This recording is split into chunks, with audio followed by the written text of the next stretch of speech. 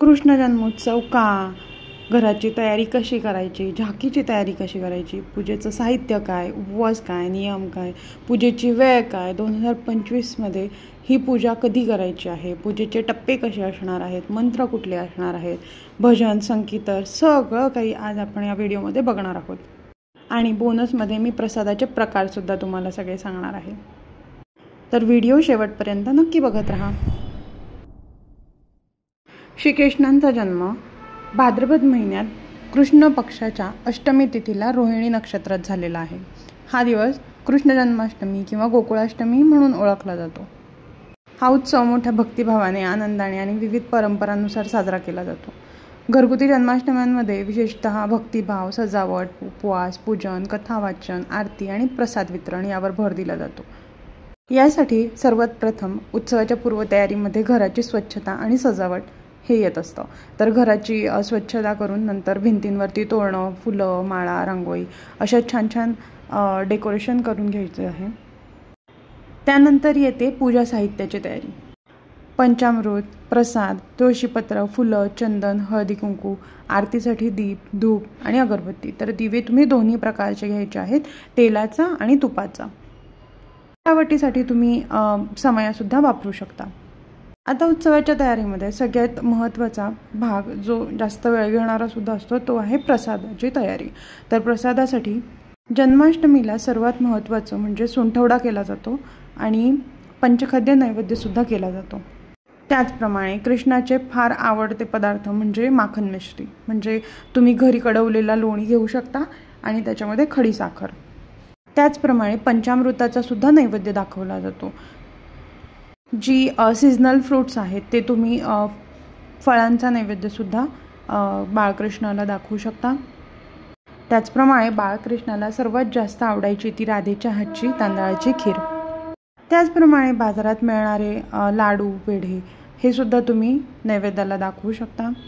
प्रसादानंतर आता आपण चर्चा करूया उपवासाची आणि त्याच्या नियमांची.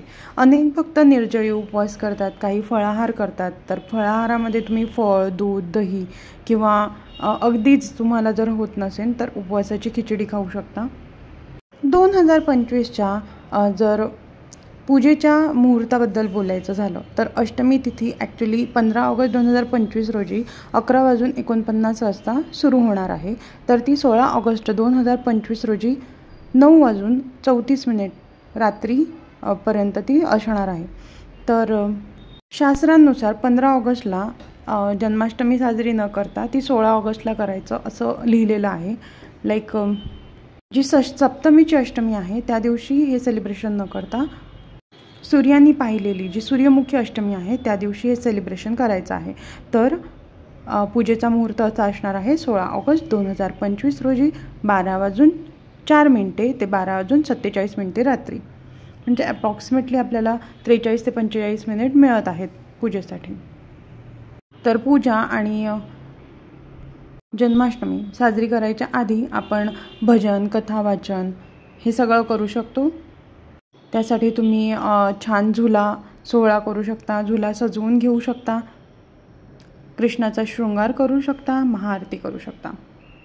तर आपापल्या श्रद्धेनुसार झेपेल तेवढं आपण पूजा करायची आहे. तर याच्या पुढे पूजेचे जे ॲक्च्युअल पूजेचे टप्पे आहेत ते मी तुम्हाला सांगणार आहे. सर्वप्रथम पूजा सुरू करायच्या आधी आपल्याला हातात पाणी घेऊन संकल्प करायचा आहे. संकल्प करत असताना ज्या संकल्पाने तुम्ही ते करत आहे त्याचा उच्चार, स्वतःच्या नावाचा उच्चार, गोत्राचा उच्चार, तिथी म्हणजे जे काही पंचांग आहे त्याचा उच्चार आणि शक्य असेल तर चंद्र, सूर्य, गुरु आदी इतर ग्रहांची स्थिती जी आहे त्याचा उच्चार करायचा आहे. आणि ते सगळं शक्य नसेल तर सिम्पली मी भक्तिभावाने भगवान श्रीकृष्णाचा जन्मोत्सव साजरा करत आहे या कारणाने हे तुम्ही संकल्प घेऊ शकता. त्यानंतर सर्वप्रथम तिलक करून घ्यायचं आहे दोघं जणांनी किंवा जेही पूजेला बसणार आहेत त्यांनी. त्यानंतर सर्वप्रथम तेलाचा आणि तुपाचा जो दिवा लावलेला आहे त्याची पूजा करून घ्यायची आहे. घंटेची, शंखाची पूजा करायची आहे, आसनाची पूजा करायची आहे. त्यानंतर जी गणेशाची मूर्ती आहे आपल्या घरात त्या गणेशाच्या मूर्तीचं पंचोपचार पूजन करायचं आहे. गणेशाच्या मूर्तीवर अथर्वशीर्षाचा अभिषेक करायचा आहे. गणेशाच्या मूर्तीला जो काही खडी साखरेचा किंवा साखरेचा नैवेद्य असेल तो अर्पण करायचा आहे, फुले अर्पण करायची आहे, गंधाक्षता अर्पण करून गणेशाची पूजा इथे संपत आहे. त्यानंतर वळणार आहोत कृष्णाच्या पूजेकडे. तर कृष्णाचे सर्वप्रथम ध्यान करून घ्यायचे आहे.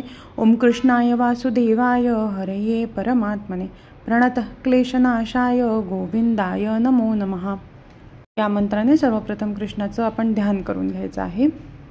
त्यानंतर कृष्णाची मूर्ती छान धुवून घ्यायची आहे आणि त्यानंतर कृष्णाच्या मूर्तीवरती अभिषेक करायचा आहे. तर हा अभिषेक तुम्ही पंचामृताने, दुधाने, दह्याने, तुपाने, मधाने, गंगाजलाने किंवा उष्णोदकाने अभिषेक करू शकता.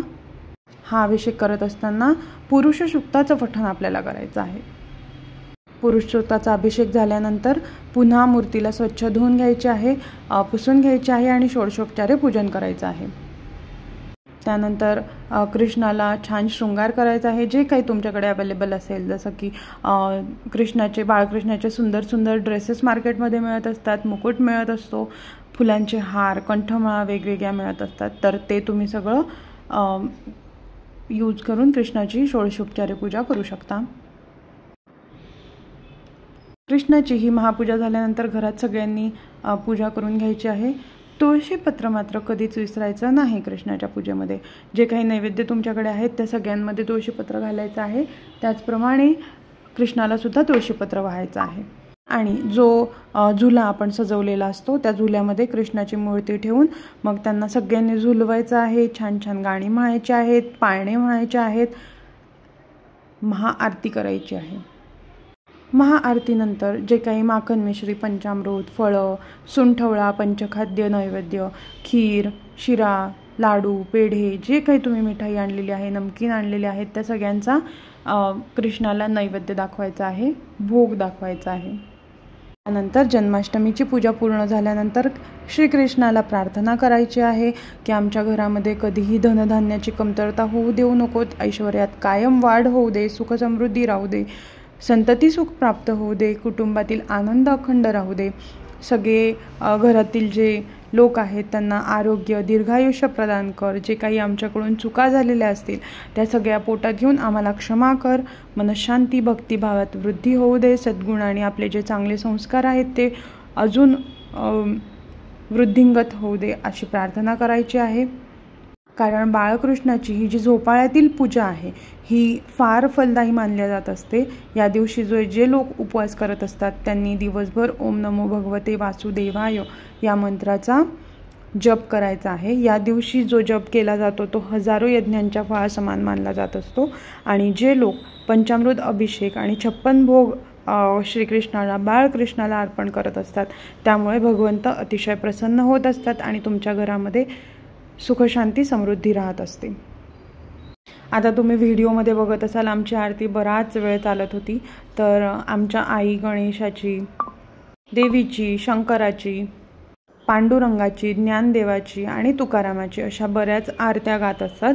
तर तुम्ही सुद्धा तुमच्या घरात ज्याप्रमाणे पद्धती आहे त्याप्रमाणे तुम्ही आरत्या गाऊन श्रीकृष्णाची प्रार्थना आणि महाआरती करू शकता. अशा प्रकारे झोपाळा पूजा, पाळणे, अभिषेक, प्रसाद हे सगळं झाल्यानंतर तुम्ही संकीर्तन आणि रात्री जागरण करायचं आहे. श्रीमद भागवताचा संक्षिप्त अशी पुस्तिका मिळत असते दिंडोरी प्रणित केंद्रांमध्ये. तर तुम्ही या दिवशी त्याचं सुद्धा पारायण करू शकता. त्याचप्रमाणे गीतेचं पारायण करू शकता किंवा ज्यांना गीतेचं पूर्ण पारायण शक्य नसेल त्यांनी गीतेतील काही अध्यायांचं किंवा काही श्लोकांचं सुद्धा पारायण केलं, पठण केलं तरी हरकत नाही. तुमच्याकडे जेवढ्या मी सामग्री सांगितलेल्या आहेत त्यापैकी जे जे शक्य आहे, जे जे अवेलेबल आहे त्या वस्तूंनी तुम्ही पूजा करू शकता. मनात कुठलीही किंतु परंतु ठेवायचा नाही आहे. कारण जी ईश्वराची भक्ती आहे ती सगळ्यात जास्त महत्त्वाची असते या सगळ्या वस्तूंपेक्षा आणि रीतिरिवाजांपेक्षा. तर श्रद्धेने, भक्तिभावाने श्रीकृष्णाची पूजा करा. जन्माष्टमी स्पेशल जे नंदघर आनंद भयो जय हो नंदलाल की हे भजन आहे ते मला फार आवडतं. तसंच तुमचं कुठलं आवडतं कृष्णाचं भजन आहे ते मला कॉमेंट बॉक्समध्ये नक्की कळवा. व्हिडिओमध्ये मी जर काही मिस केलेलं असेल तर तेही मला कॉमेंट बॉक्समध्ये कळवा. आणि तुमच्याकडे कशा प्रकारे जन्माष्टमी साजरी केल्या जाते, तुम्ही कुठल्या प्रकारचे नैवेद्य भोग कृष्णाला अर्पण करत असता ते सुद्धा मला कमेंट बॉक्समध्ये नक्की कळवा. मला ते जाणून घ्यायला फार आवडेल. जन्माष्टमीच्या दुसऱ्या दिवशी गोपाळकाला साजरा केला जात असतो. दहीहंडी साजरी केली जात असते आणि इथून तुम्ही म्हणू शकता खरं तर सगळ्या उत्सवांची सुरुवात झालेली असते चातुर्मासातल्या.